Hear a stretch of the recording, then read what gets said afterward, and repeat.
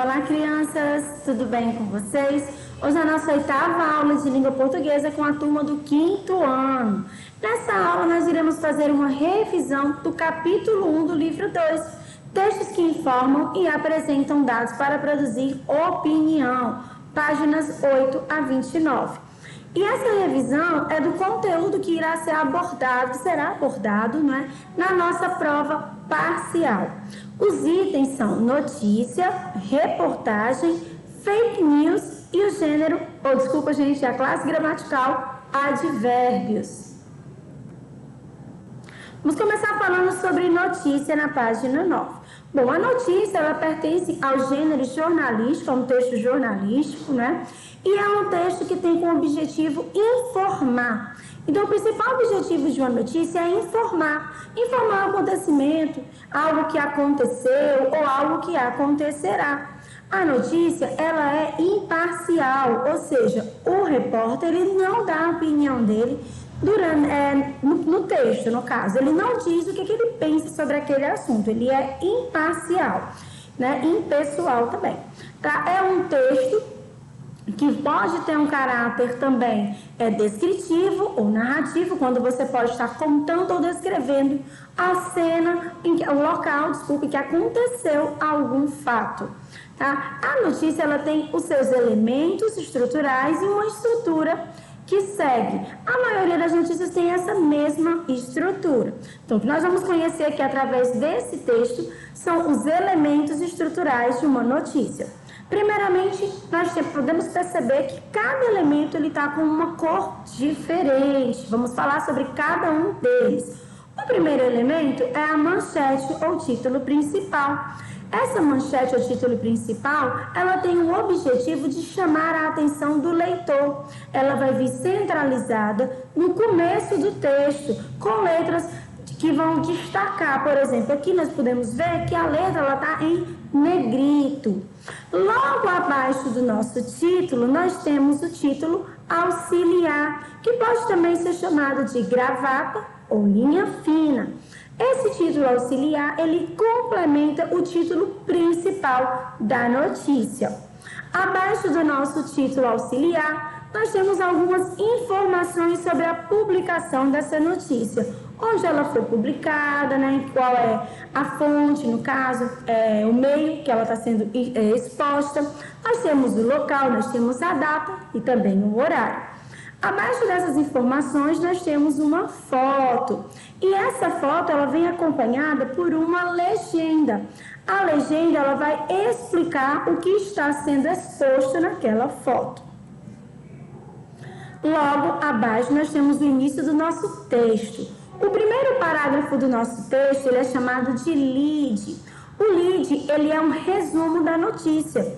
É onde ele vai abranger muitas informações. Ele responde perguntas básicas como o que aconteceu, quando aconteceu, onde aconteceu e como aconteceu.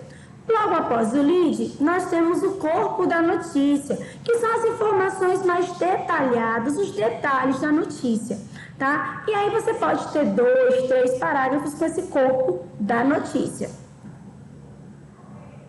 Nosso próximo conteúdo são as fake news, Bom, aqui nós temos uma tirinha da turma da Mônica, na página 15, em que a Mônica diz que vai abandonar o Sansão por conta de uma notícia que ela ouviu. Mas a Magali alerta a Mônica que essa notícia, ela pode ser uma notícia falsa, que a Mônica, ela tem que ir atrás de descobrir se essa notícia é verdadeira, tem que checar a veracidade dessa notícia. Então vamos lá, até pouco tempo atrás, gente, as notícias, elas eram colocadas para nós em forma de jornais impressos, também através da televisão. Mas, com o tempo, o avanço da tecnologia, a internet, ela cresceu. E aí essas notícias começaram a chegar de maneira mais rápida, mais fácil. Mas com isso também nós temos um problema. Nós temos várias notícias que vão chegando ao mesmo tempo. Algumas notícias são falsas, outras são verdadeiras, As notícias falsas são chamadas de fake news, tá? Que são notícias que trazem informações que são mentirosas, Então, assim, como é o caso do que aconteceu com a Mônica. Ela recebeu uma notícia que ela estava triste, acreditando ser verdadeira, quando na verdade era uma notícia falsa.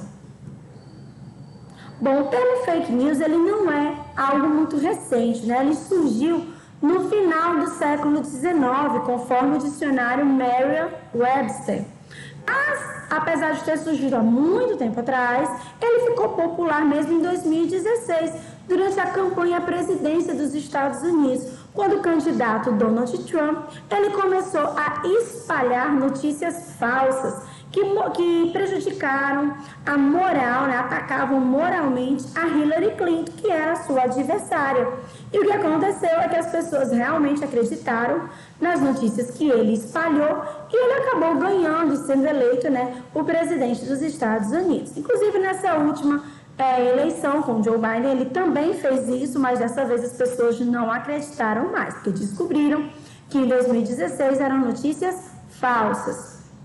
Atualmente, essas fake news elas estão ganhando grandes proporções, principalmente nas redes sociais, porque eles postam, a pessoa não sabe se aquilo é falso, acaba compartilhando e aí elas vão se espalhando. No Brasil, nós temos algumas agências que são especializadas em fake news, tá? Em checar a veracidade de algumas notícias. Eles vão ver se aquela notícia, eles analisam se a notícia ela é verdadeira ou falsa. Essas agências são chamadas de fact-checking.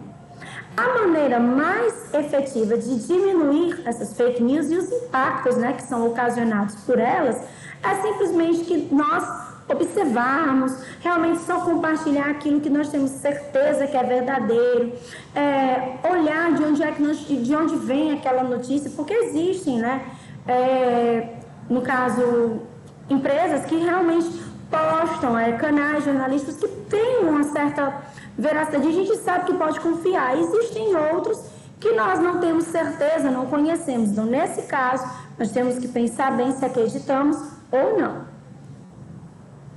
O nosso próximo gênero é a reportagem, que também é um gênero jornalístico, mas ele tem as suas diferenças do gênero notícia.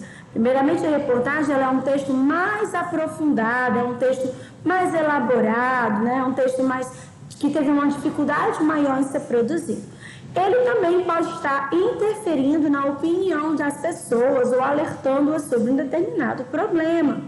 Nesses textos, como ele é um texto mais elaborado, o repórter, ele vai sim dar a sua opinião diferente da notícia em que ele é imparcial. Aqui na reportagem, o repórter, ele coloca o ponto de vista dele, né? E ele também vai assinar esse tipo de texto. Por que ele assina? Porque ele teve todo o trabalho, né? Ele vai checar algumas coisas, ele vai coletar dados, coletar testemunhos de pessoas, opiniões de especialistas, ele tem todo o trabalho em elaborar aquele texto. Então, por isso, ele acaba assinando. As reportagens, elas podem ter como base uma notícia ou também elas podem simplesmente pegar um assunto de interesse público, de interesse da sociedade e utilizar esse assunto para criar essa reportagem. Elas podem ser impressas em periódicos semanais, podem também ser publicadas em jornais, em revistas, né? Também podem sair na televisão, no rádio e na internet. As reportagens digitais, elas são diferentes das reportagens que são na TV, nesses outros tipos. Por quê? Elas são diferentes de uma reportagem impressa, em um jornal impresso. Porque a reportagem digital, ela traz outros recursos. Ela, além de trazer o texto, ela pode trazer imagem, ela traz sons, ela vai trazer vídeo e muitas vezes vai tornar aquela reportagem muito mais interessante. Agora nós vamos falar um pouco sobre a nossa classe gramatical, advérbio. Bom, os advérbios são palavras invariáveis, ou seja, as palavras que não vão variar, não se modificam, que vão modificar ou agregar sentido a outras palavras. Essa outra palavra pode ser um verbo, pode ser um adjetivo ou um advérbio. Aqui no nosso exemplo, o ônibus chegou ontem. Esse ontem, ele está adicionando um sentido ao verbo chegar. A criança é muito linda. Esse muito está agregando um sentido ao adjetivo linda.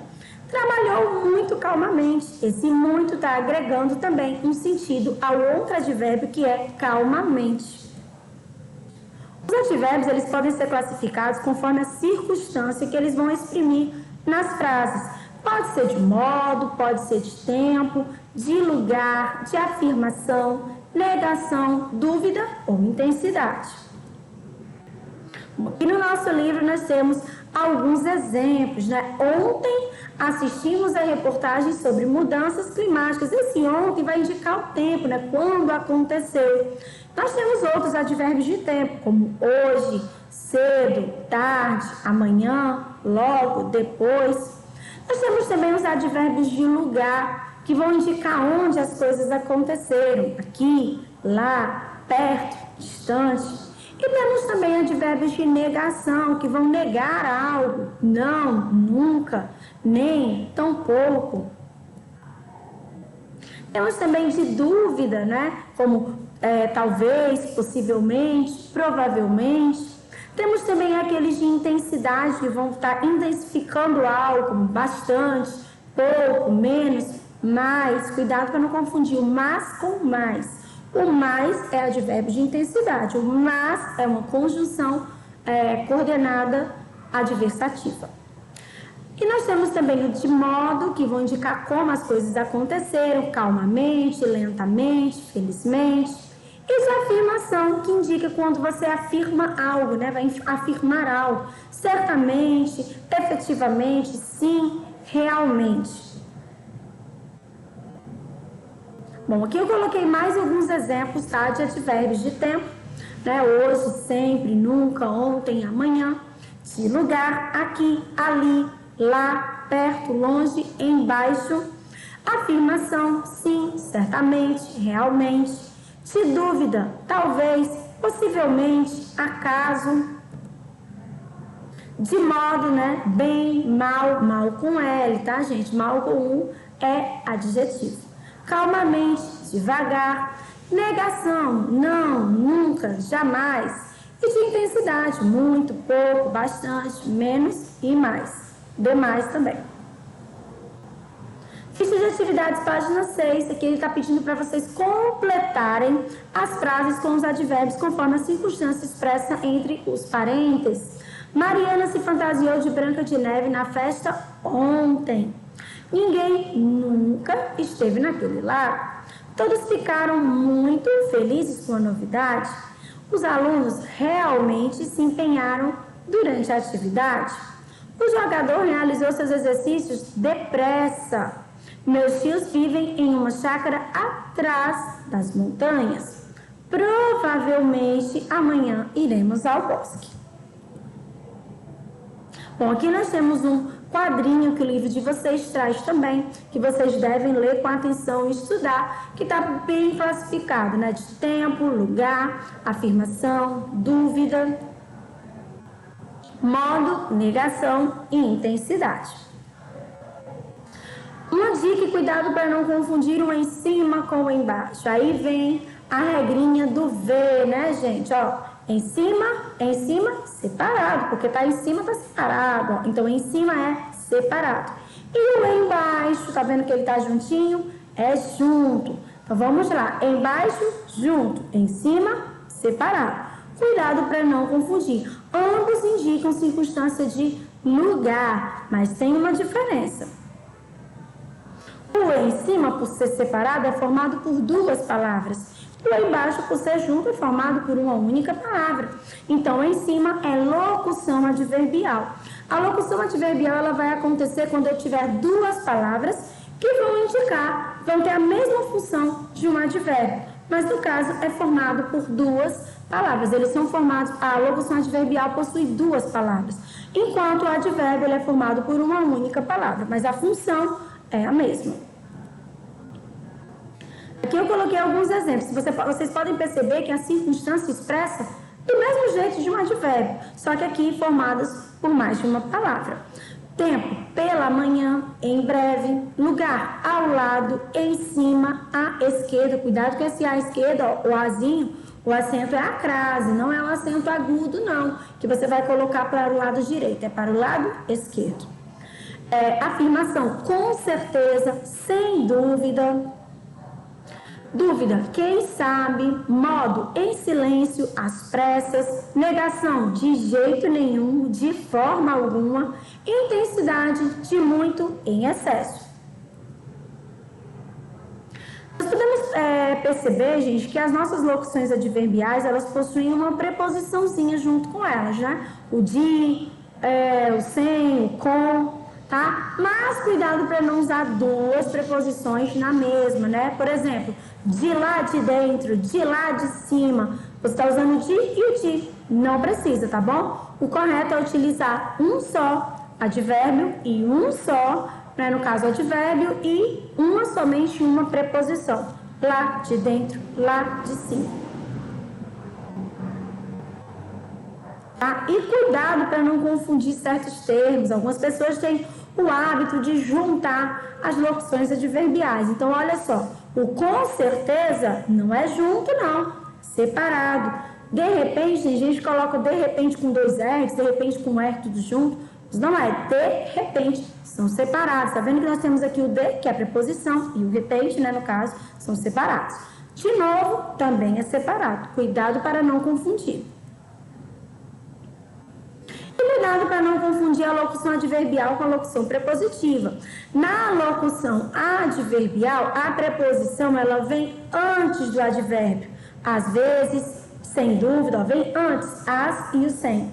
Já na locução prepositiva, a preposição ela vem após o advérbio, perto de, antes de, dentro de. Aqui nós temos uma atividade para que vocês possam fixar bem o conteúdo, né?